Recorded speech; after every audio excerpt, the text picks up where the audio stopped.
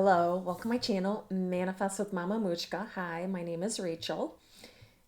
In this video, I want to talk mainly about when you're missing your specific person, it's actually you missing you. And this whole thing is a journey of back to yourself. You are who you are looking for, is really what's actually going on in this whole thing. So we're going to talk about like the mirroring principle and how this whole journey is like, especially like your person mirrors you. And this can even be like if you want an ex back, they're mirroring things in you that you're either like abandoning from yourself, you're avoiding from yourself. And it's like this whole journey is like forcing you to love yourself, forcing you to put yourself first, forcing you to work on your self concept, forcing you to awaken. Because that's another thing, too. This is all ego mind. The ego mind. So you've got the ego mind, which is like your primitive mind, your human mind, and it believes in fear and separation. The ego mind gives you suffering, but the ego mind is here to protect you. It's a protective mechanism. And then you've got your like higher self, your higher consciousness, your soul, however you want to look at it. And when you tap into that, when you go above your ego mind and you are looking at it from a higher self, pure consciousness level, and who you really are, like on a whole larger scale, you really are. We're all one. We're all connected. There is no separation. That's all the ego. I mean, there is no fear. There's nothing but love. Like when you really start, it takes a while to like awaken to really understand this stuff, but it's love. Then you start realizing that like the essence of who you are is you're whole, you're complete, you're love. And it you're just here on earth having a human experience, and you waken to who you are in this journey. A lot of people become awakened with a heartbreak, or somebody either in heartbreak from an ex or somebody that they long to be with. I actually have a girlfriend that's in the LOA community, and she fell in love with their best friend that she's been friends with for years and years. And but like this is forcing her to love herself, because I've had many talks with her and I'm like, you need to love yourself. And she's like, but I miss him so much. And I'm like, you need to love yourself. And she's got childhood traumas and stuff too.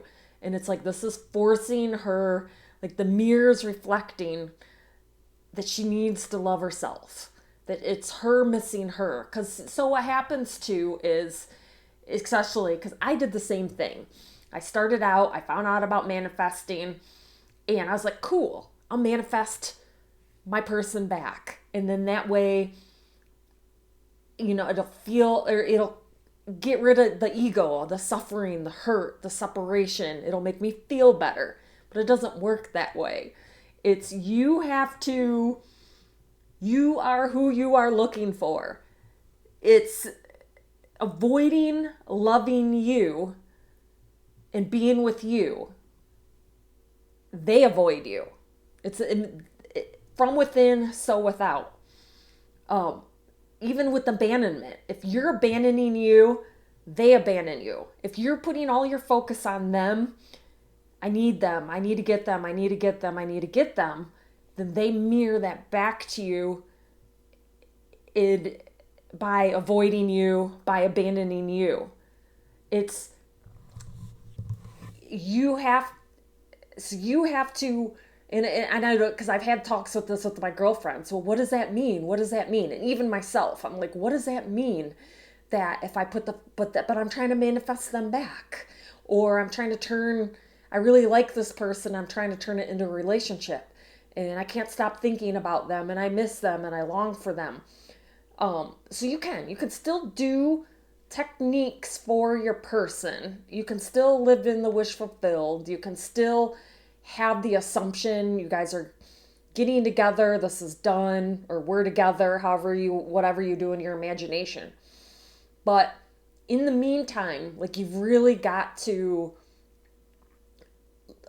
focus on like your own self-love, focus on how amazing you are, focus on like being peaceful, being calm, enjoying your life again. Because if you don't enjoy you, like, they can't enjoy you. And these are things that I've even thought of. Like, even if you get back, because here's the other thing, you can do robotic affirming all day long and just constantly, we're together, we're together, we're together, we're together, but do no like real inner work, no real inner love.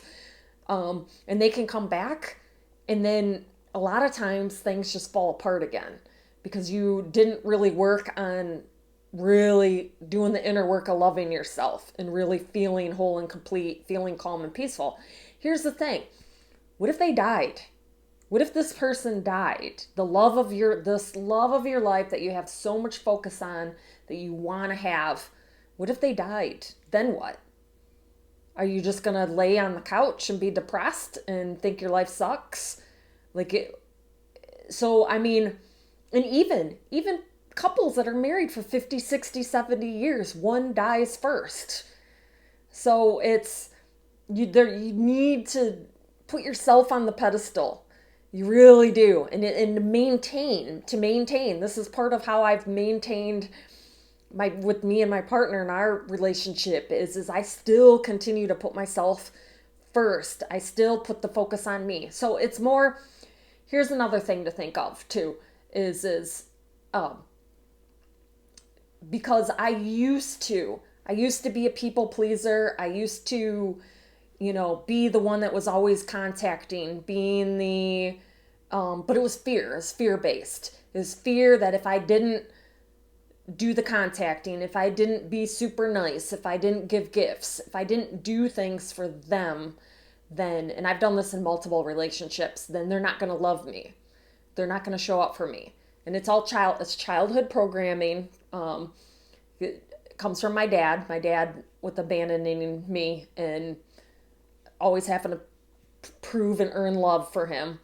So this has made me heal that whole dynamic. And back to, you can still do techniques and stuff for your person, but like, you really gotta really gotta fall in love with yourself in this whole process. Figure out a way to fall in love with yourself. Figure out a way to, who are you? What makes you happy? What gives you joy? What are your hobbies? What do you like? You gotta like figure out what can I do to make myself happy? And there's other people too. I mean, I'm assuming you got coworkers, you got friends, you got family. You put your energy into other people too. Don't just put it on this one person, because this journey can get obsessive. I know when I first started out, I was very needy, very obsessive on my person. And then I got out of that and got into the state of love. And I still work on self-love. I do mirror. Even in the mirror, I did a video on that, and standing in the mirror, tell myself, do rampages that I love myself and stuff, to keep that up, because yes, they mirror you. So look at your person and what you're like complaining about or suffering from that they're not giving you. Start giving that to yourself. This even goes with texting or phone calls. Why aren't they calling me? Are you suffering thinking, why aren't they calling me? Why aren't they texting me? And that's all too. This is all energetics too. And that's pushing out energy to them that like they need to do these things to make you happy, to make you feel good. So figure out like, what can you do to connect with yourself? And it kind of sucks at first, because at first it's like, dang, but I just want to talk to them. But they make me happy. And I get that. I get that. But like, you gotta figure out a way to make yourself happy. You gotta figure out a way to talk to yourself. I don't know. Do you want to journal? Do you journal to yourself? Write yourself love letters. Build yourself up. Text other friends. Text family. I know, like, I was talking a lot more to my girlfriends too. Even now, like, because I remember, like, the first time I was with my person, I was so focused on him that I wasn't really even texting my other friends or going out with other friends. I kind of just like put him way up on a pedestal. And now I'm like, okay, I love him, but like there's other people in my life too. Like my kids really matter. They want their mama. My my own parents. My dad's getting older, and maybe instead of being so focused on my person, maybe I should put more time into calling my dad, talking to my dad more. So I do that now. I talk to my dad weekly now, at least weekly now, and my stepmom. I talk to them all the time. So you can get connection in other ways for yourself too. Let's see, what else? Yes, if you get into a state of loving yourself, then and get when you get to the state of loving yourself, you'll feel so much calmer, so much more like peace, inner peace, harmony, just relaxed, happy. And get to like start affirming that you're whole and complete, that you're perfect, whole and complete as you are. Like that's the essence of who you are. Under this human body and the ego mind, you're perfect, whole and complete. You really are. And they'll feel it. It's all energetics, it's projection, it's states, it's how you manifest. Circumstances don't matter, only state of being matters, because they're reflecting your state and what you're assuming, what you're being. They will then feel pulled to you because you'll be magnetic.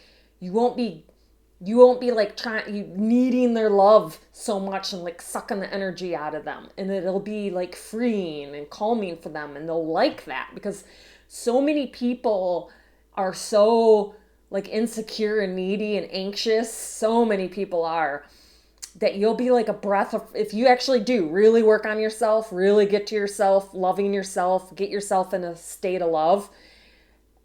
I know people's biggest fear, but that's ego. It's all ego. Ego. Anytime, if you're thinking, well, if I focus on myself, if I focus on loving myself, if I go and enjoy myself, if I'm not doing techniques all the time, all day long,